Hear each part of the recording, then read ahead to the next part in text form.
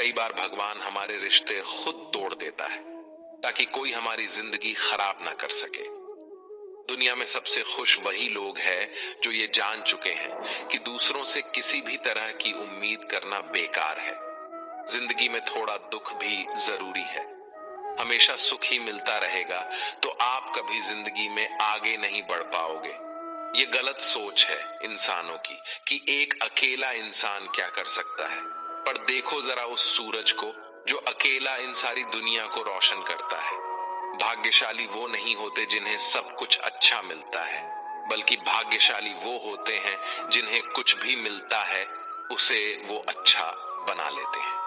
गीता में लिखा है, जब इंसान की जरूरत बदल जाती है तब उसके बात करने का तरीका भी बदल जाता है। फायदा सबसे गिरी हुई चीज है, लोग उठाते ही रहते हैं।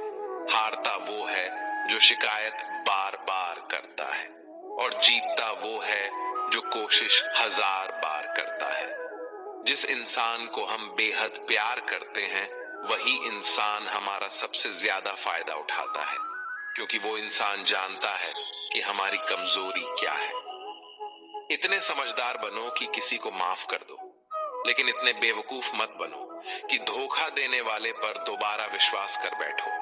उम्मीद मत छोड़ना, कल का दिन आज से बेहतर होगा। जिंदगी में उस लेवल तक पहुंच जाओ कि लोग आपको खोकर पछताए। जीवन में कभी भी किसी से अपनी तुलना मत कीजिए। आप जैसे हो सर्वश्रेष्ठ हो, क्योंकि ईश्वर की हर एक रचना सर्वोत्तम होती है। खुद को किसी से कम समझना ईश्वर की रचना का अपमान है। इंसान का मन ही उसका सबसे बड़ा दुश्मन और उसका सबसे बड़ा दोस्त होता है। यदि मन आपसे जीतता है तो आपका दुश्मन बन जाता है, और यदि आप मन से जीतते हो तो आपका सच्चा दोस्त बन जाता है। यदि कोई आपको नजरअंदाज करे तो बुरा मत मानना, क्योंकि लोग अक्सर अपनी हैसियत के हिसाब से चीजों को नजरअंदाज करते हैं। उन लोगों के पीछे कभी मत भागना जिन लोगों को आपकी कोई परवाह नहीं। श्री कृष्ण कहते हैं, गलती हर इंसान से होती है, लेकिन गलतियां सुधारता वही इंसान है जो दिल का साफ होता है और रिश्तों को खोना नहीं चाहता। जिंदगी का सबसे बड़ा थप्पड़ किसी से की गई उम्मीद मारती है। कभी कभी इंसान ना टूटता है ना बिखरता है, बस हार जाता है। कभी खुद से, कभी किस्मत से, तो कभी अपनों से। हर जिंदगी में खुद को समय जरूर दें, क्योंकि पहली जरूरत आप खुद है। याद रखना कि जरूरत से ज्यादा अच्छे बनोगे तो जरूरत से ज्यादा इस्तेमाल किए जाओगे। रिश्ते चाहे कितने भी बुरे हों, उन्हें कभी मत तोड़ना, क्योंकि गंदा पानी प्यास बुझाने के काम नहीं आता, पर आग बुझाने के काम जरूर आता है। जमाना जब भी मुश्किलों में डाल देता है तो परमात्मा हजारों रास्ते निकाल ही देता है। विश्वास करने वाले से ज्यादा बेवकूफ विश्वास को तोड़ने वाला होता है, क्योंकि वह सिर्फ एक छोटे से स्वार्थ के लिए एक अच्छे इंसान को खो देता है। भलाई करते रहो पानी की तरह, बुराई खुद ही किनारे लग जाएगी कचरे की तरह। जब कोई समझे नहीं तो उसे समझाने की जरूरत ही क्या है। जब कोई माने नहीं तो उसे बताने की जरूरत ही क्या। सच्चे दिल से किसी जरूरतमंद की मदद करके तो देखो, अगर दिल को सुकून ना मिले तो कहना, जिसे जाना है उसे जाने दो, अगर वो आज रुक भी गया तो कल चला जाएगा। इंसान को इंसान से दूर कर देने वाली सबसे पहली चीज जुबान है, और दूसरी चीज पैसा है। जिन्हें सपना देखना अच्छा लगता है उनकी रात छोटी पड़ जाती है, और जिन्हें सपने पूरा करना अच्छा लगता है उनके दिन छोटे पड़ जाते हैं। किसी की आदत देखनी है तो उसे इज्जत, और किसी की अगर फितरत देखनी है तो उसे आजादी दो। हर इंसान में कोई ना कोई प्रतिभा जरूर होती है, पर लोग अक्सर इसे दूसरे जैसा बनने में नष्ट कर देते हैं। महंगे इतने भी मत बनो कि लोग तुम्हें बुला ना सके, और सस्ते इतने भी मत बनो कि लोग तुम्हें नचाते ही रहे। खामोशियां कभी बेजुबान नहीं होती।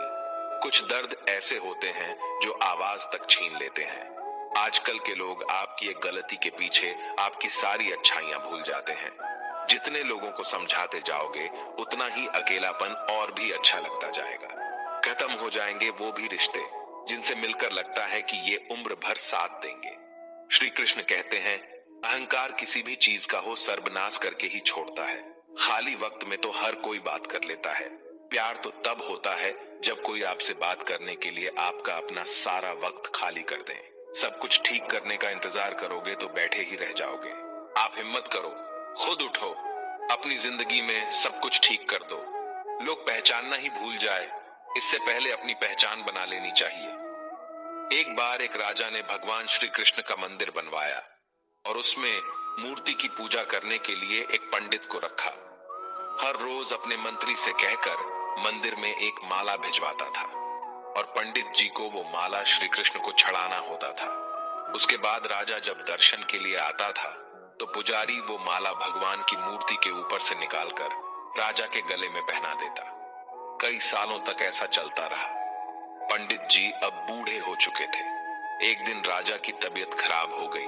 उसने अपने सेवक को कहा कि तुम जाकर पंडित जी को माला दे आओ और उनसे कहो कि आज मेरी तबीयत खराब है, मैं आज मंदिर नहीं आ सकता हूं, तो प्रतीक्षा ना करे।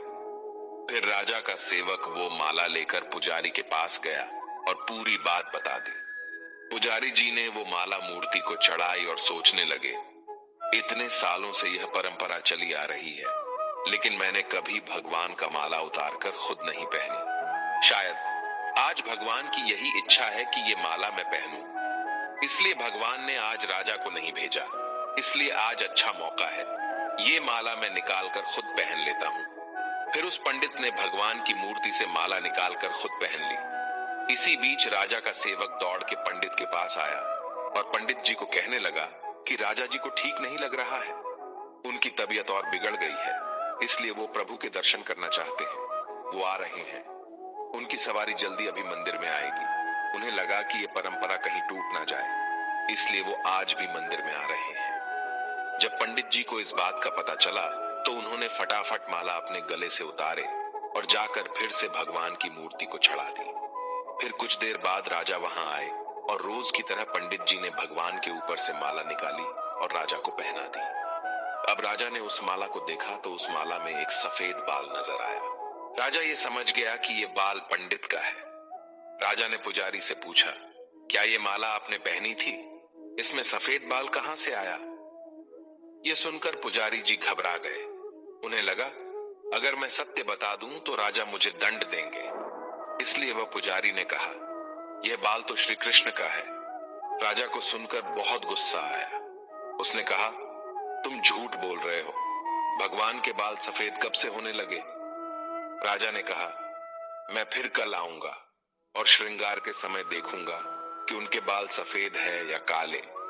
अगर बाल काले निकले और सफेद नहीं निकले तो आपको कल ही मृत्यु दंड दिया जाएगा, क्योंकि आपने मुझसे झूठ बोला है। राजा ये कहकर वहां से चला गया। इधर पुजारी भगवान के चरणों में गिरकर रोने लगे, है प्रभु, मुझे माफ कर दीजिए, मैं लोभ में आ गया था।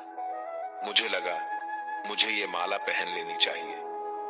मुझे बचा लीजिए, नहीं तो कल राजा मुझे मार देगा। तो पुजारी पूरी रात भगवान के चरणों में गिरकर रोने लगा, विनती करने लगा कि प्रभु मुझे बचा लीजिए। अगली सुबह राजा मंदिर पहुंचा। राजा ने भगवान की मूर्ति के ऊपर से मुकुट निकाला और उनके बाल देखे। राजा चौंक गया, क्योंकि भगवान की मूर्ति के ऊपर सफेद बाल थे।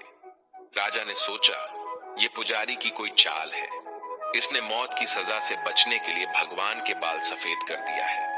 राजा ये बाल असली है या नकली, इसकी जांच करने के लिए बाल तोड़ने लगा। जैसे राजा ने कुछ बाल तोड़े तो मूर्ति में से खून की धारा बहने लगी। राजा भगवान के चरणों में गिर गए और क्षमा मांगने लगे और रोने लगे।